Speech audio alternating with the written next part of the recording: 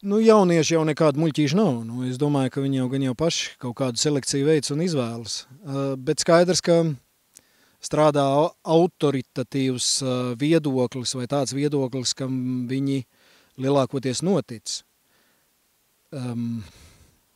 Protams, tas, ko es vienīgais varu ieteikt, ir mēģināt kritiski vērtēt dažādas informācijas un izdarīt savus secinājumus. Un nebaidīties no saviem secinājumiem. Un piedalīties diskusijās ar saviem secinājumiem inteliģentā veidā, bet katrā ziņā kustināt smadzenes. Kā jau sacīja vecais Stenders, mēs esam tik lieli, cik gaišs ir mūsu prāts. Es domāju, ka gandrīz vai jebkura jaunā Rīgas teātra izrāde ir radīta ar domu, lai veicinātu domāšanu. Tāds lielākoties ir ļoti daudzu, gandrīz vai visu izrāžu mērķis, nekāda cita mērķa jau nav. Izrādes mērķis vispār ir parādīt dzīves paradoksalitāti.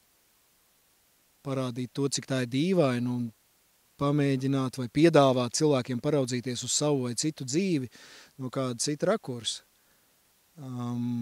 Likt domāt, iedomāties, iztēloties. Tāpēc es neko tādu īpaši atsevišķi izcelt nevaru, tas nebūtu īsti godīgi.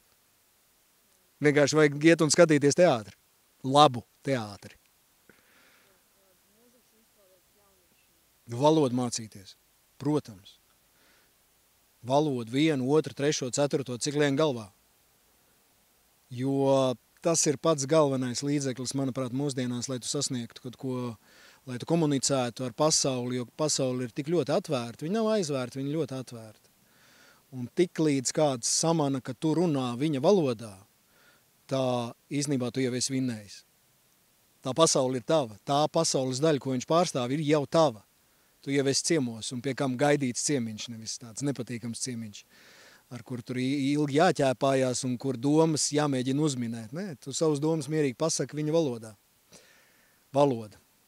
Es no tā ciešu, ka neesmu iemācījies pietiekami labi. Protams, krieviski es runāju pietiekami labi, bet angliski ne.